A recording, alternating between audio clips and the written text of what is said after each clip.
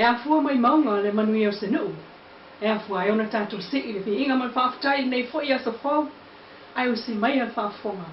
I se tautua whaopopole nei a lau Samoa Entertainment TV mai e pia ma nā tamua. E lua afe tā la le sala tupe le tangata e le stalaina lona suafa i le lola palota ai uangava ai le stala.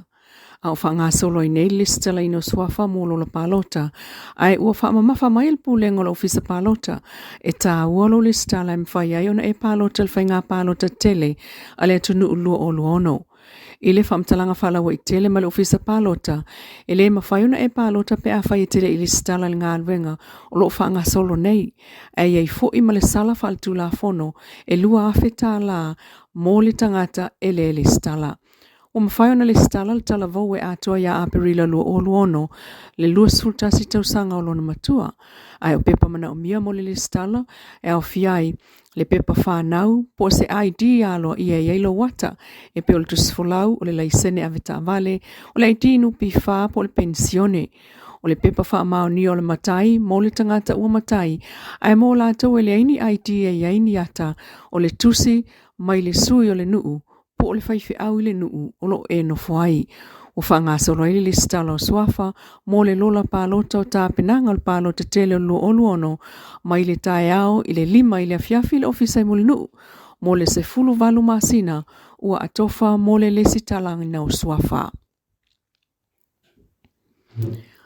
Inisi o tala, toi ono masina usu le fono tele a ta i o malo le tau pulenga, e tali malo ailu tātua tunu uli masina o ke topa lua tasi i le lua lima lua o lua wha.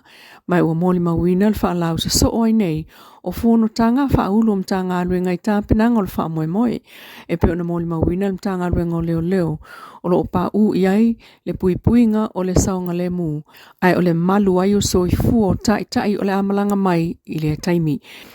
E au fiai ma le sui mai le ai ngā tupo Peretania tele. Mai le mtanga luenga o leo leo ele ngata ina toe wha au popo le numera o ali imatama ita i malo le malo. Ai o le whaia leo o onga wha apitoa o leo leo le atu tofi i le pui pui o usfono. O tala no ai tātou pa anga mai tutonu e ui le tele o fontanga sa whaia mai i Samoa peitai. O le fono le ata ita i o malo le tau pulenga e mawalunga atu lona ia fo i leo leo ina. Male o le taimi mua leo wa usu mai ai ilo tātou i tūlangi il Pasifika. O le mautau ave o le fono le tiakam lo o lua wha. One Resilient Common Future e pe ona pātipati ai le aso sutasi o mati lo o lua wha. E ona tō tino e 5 tunu o iai tutonu. Peitai, o le aunga o nei whatalanoanga e pe ona usu mai ai le fono i Samoa. O le puipuinga lea wana oa whaanatura ma le una ia po le si itia lea o ana whewhaatawa inga. Talu malitau sanga ia whiwasa lau fitutasi e na o le 25 fontanga le chaka mai au fiai le fono talu ai nei ia iuni lua o le 25 lua o lua. Le na whai e Rwanda. Sa wha amautuina ai le tā ua so tanga mamalienga o ana ngā luenga whaatino ai o ai inga e whaalilea atili ai so i fua ona tangata nuu. Peita i tāpenanga Samoa mo le tiokom lua o lua wha, o lo awil whata ua mtanga luenga leo leo le saonga le mu, mo le malu pui puia o usu ngā fono a whaaulu o malo e 5 o le taupulenga. Ina iwa mautino al whaamalia ina o i tū malo o mai 5 le ploketi miliona tala, a le whainga malo a le fast, e wha au tū i le atina ino tangata e ana le malo, le mafua anga o le asisinga ia upolu le vai aso taluai, a le fono whaatonu le miliona. O le fono whaatonu e au fiel minista al ploketi, le sunga mulipola analosa a le molio. O le minista o whaatu angam whai ngā whaiva le sunga la au le mali e toa, polata i vao le watea Fosse Schmidt, ma whaipule o i tū malo na asia. Mo le mawina mai ei fono whaavai i loto whanga o le tū malo le whiunga le pāle mia fia mena o i mta awha, o lo mulmul ta ia ta iala o le poloketi. Whaasolo atu le atu a le ipata i lunga, ma le ipata i tūpā i lalo. O lo ia i lalo manu mo lo ntala whatai, le wala tātu i eitu lisi mta whaonga, au tātu lawa tangata whaasolo ane i sāle a panga le pā, au whanga, mana la tofu i ati nae. O le itu malo a le ipata i tūpā i lalo, le ana mo le mawina le asisinga, a le fono whaatonu le miliona tala, Tasi le tu malo o lo tele le oa o tanuai i le nuu tuai. O yelo la to tal sanga e whaale leia le awala iai pe ta e tasi le nuu pe unsao noa le ministau whatu anga e ono o vea mamata anga i tu lisi lumanai. Talu le matalasi o lona ngātai whale i mata whanga ai o le siusi o manga. E mai ma le aso o tāpoi mai se tātou matunu o sa mani matunu o mao. Nei o tau no mai la si singa i tia mea tai. Tai le tua ua au ria nei taimi le saifua a le pato a tau no mai nei poi paenga o le tunu. Tia mea tai. Lo iai le ai tuai le nei tano poia fo ele malu man mawalunga o le tumalo o le pata tu pai lalo. Ielta sanga la to komiti fa foi. Ye fai le wala mata pena le mata fanga nei. Mo le lumana. Te le mano no ile o amarita ma ainga o lo no nofo i nei le fa nga ina ta ngata fa mai papu. E wo to sisi la mai e luma fale ile sami ila. Ma le onone mata ngofie na fa ma lava. Ya tu la i mai o se mata fanga siri foi ona ta ua le tunu. Sau no la aulia na ol wha mamalawa ai tā lusia ini tangata tā whaunga i whafo ai o seisia ini vesi aini tupe i se whapa anga male nuu. Tele wha manuanga lo maua, tele fo ile oa wha nātura o iai. Ai o lea se singa lava le tu maloa le pate tupa i lunga o lo mana o mi ai le fausia o le awala ngā lue fsota iai le ala tele mātina e ala malo. O le si lea i tu malo sa iai naif SS inga i le tau mawhainga mai ai alo ave iai wha malo si awe pe unsau no la auli.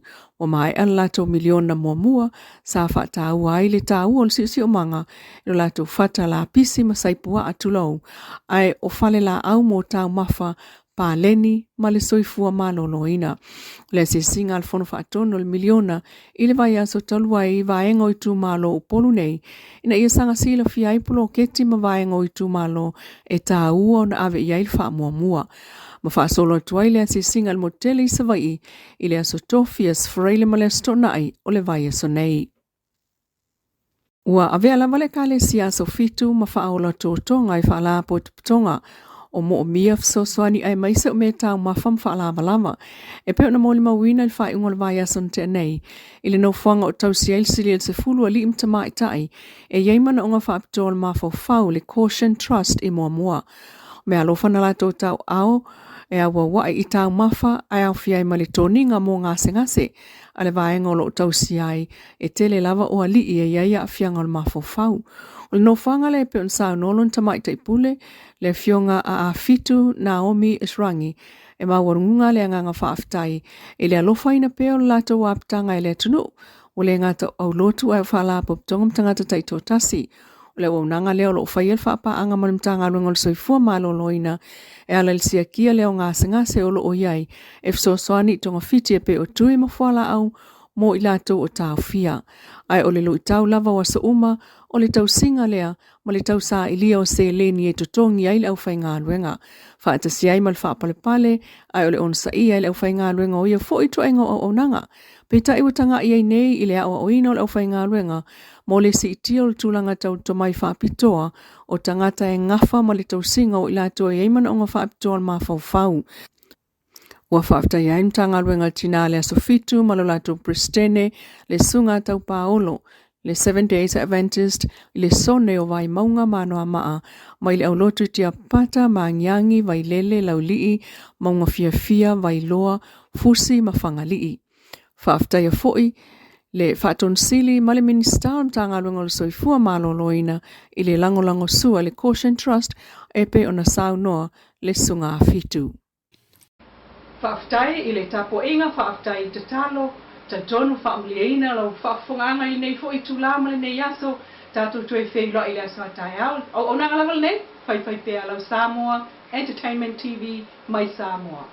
Whaaftai fo i le Wendy's Design, mo le whaala e tautununga a malanga i Samoa, a sia nei funga lei, i le Parahim, le oro o le Wendy's Design, mo se la e.